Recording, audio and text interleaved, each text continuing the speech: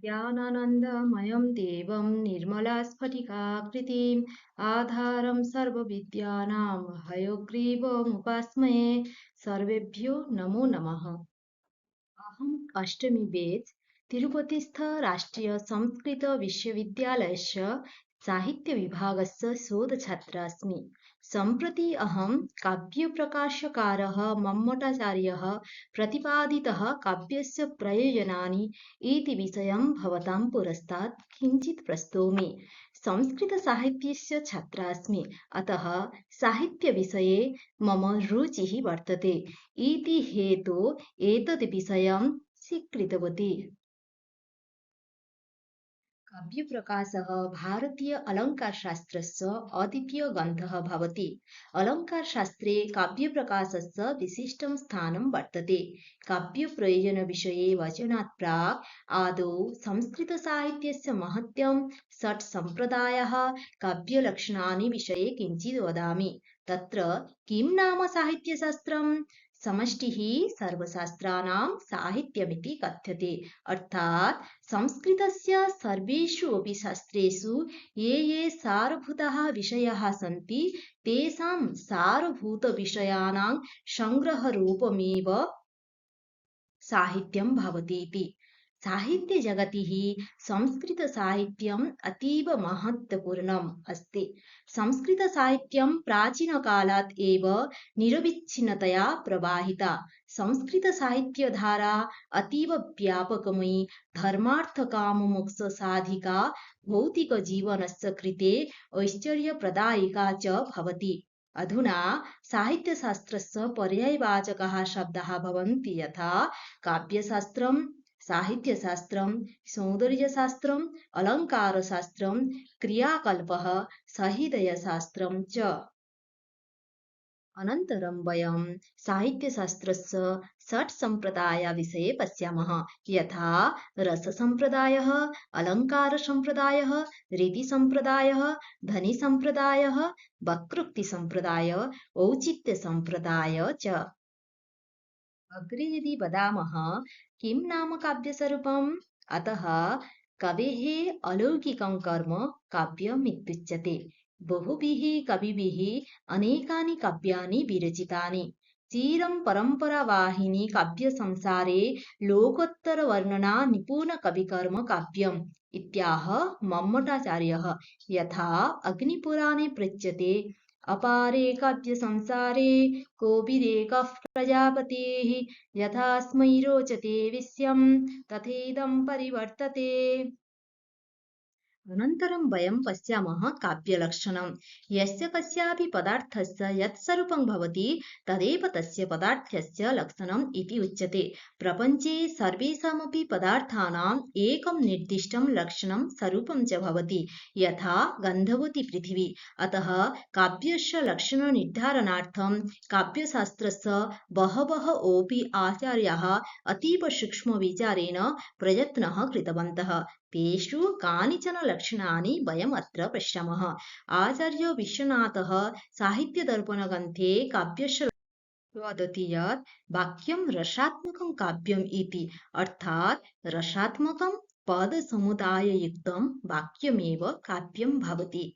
अनन्तरम् आचार्यदण्डी सख्यकाव्यदर्शग्रन्थे काव्यलक्षणम् एवम् उक्तवान्, शरीरं तावत् दृष्टार्थ व्यावच्छिन्ना पदावलिः इति, अर्थात् कवेः अभीष्टाः अर्थाः ये भवन्ति तादृशार्थसहितपदसमुदाय एव काव्यं भवितुम् अर्हति। एवमेव पण्डितराजजगन्नाथः स्वीय रसगङ्गाधरनामकग्रन्थे काव्यलक्षणम् एवं वदति, रमणीयार्थप्रतिपादकः शब्दः काव्यं, सुन्दरेण परमानन्दजनकेन अर्थेन युक्तः शब्दः एव काव्यं भवति इति अस्य वाक्यस्य तात्पर्यम्।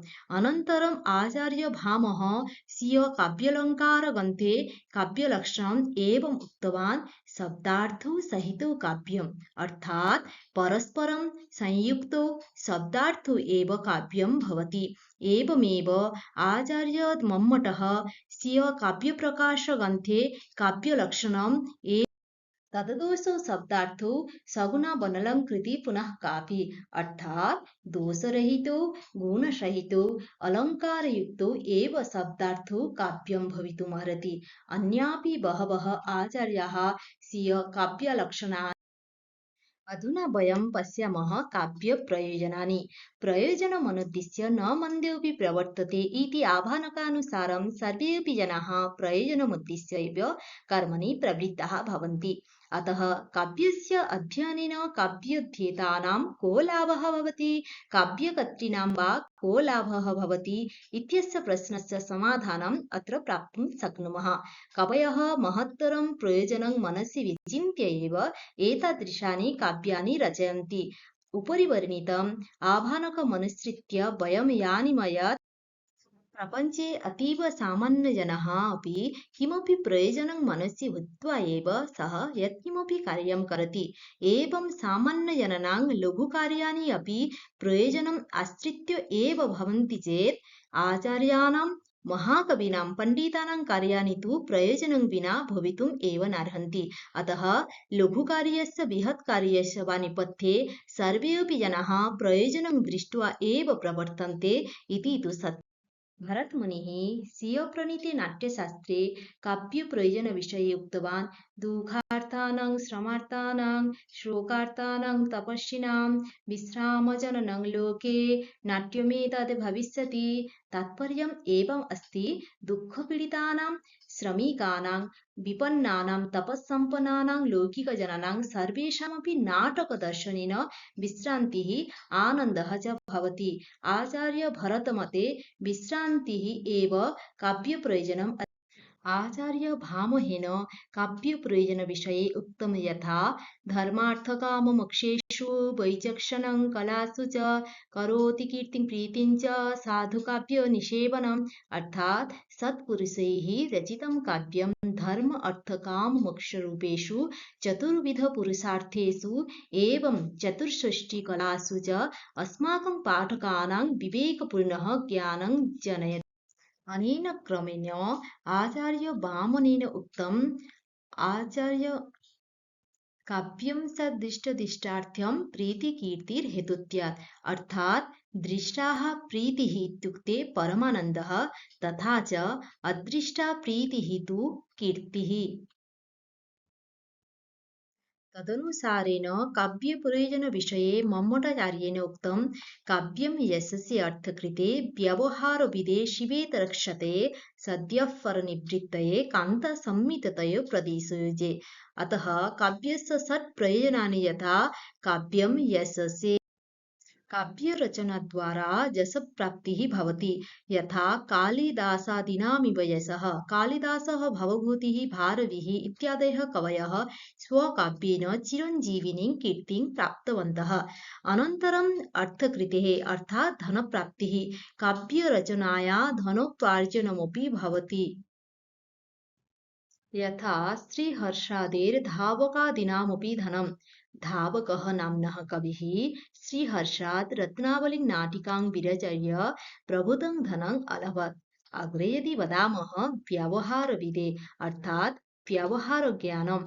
काव्येन व्यवहारज्ञानं भवति। यथा राजादिगतो चिताचार अर्थात् काव्यानुशीलनात् युगविशेषस्य समाजस्य आचरणं व्यवहारं ज्ञातुं शक्नुमः। शिवेत रक्षते अर्थात् अमङ्गलनाशः। देवानां महर्षीणां दिव्यपुरुषाणां वा स्तुतिपरकस्य काव्यस्य लेखने कवेः तथैव तादृशकाव्यस्य पठनेन पाठकस्य च अमङ्गलनाशः भवति। यथा आदित्यादेर्मयूरादीनामिवानर्थनिवारणम्।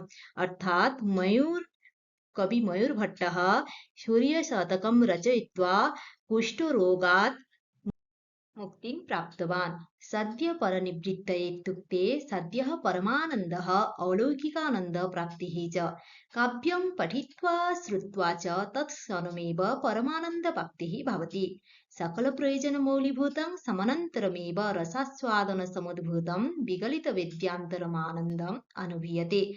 नवरसभरितस्य सुन्दरभावविभूषितस्य काव्यस्य पठनसमनन्तरमेव सहृदयानां सामाजिकानां मनसि कश्चन अलौकिकः अतिशयविहीनः महानन्दः अवश्यं अनन्तरं कान्तसंहितयो प्रदेशयुजे इत्युक्ते कान्तसंहितया उपदेशः काव्यं कान्तेव सरसतां प्रतिपादयति रामादिवत् वर्तितव्यं न रावणादिवत् यथा प्रियवादिनी पत्नी यं कमपि विषयम् अतीव निपुणतया बोधयित्वा अस्मान् अङ्गीकारयति तथैव काव्यमपि रामवत् वर्तनीयं न तु रावणवत् इति सदुपदेशम् अस्मभ्यं सुललितमधुरशब्दैः प्रददाति अनन्तरं वयं पश्यामः कान्तसंहितया उपदेशकशब्दाः त्रिप्रकारकाः भवन्ति तत्तु प्रभुसंहितं सुहितसंहितं कान्तसंहितम् आदौ प्रभुसंहितं शब्दप्रधानं वेदादिशास्त्रेभ्यः अर्थात्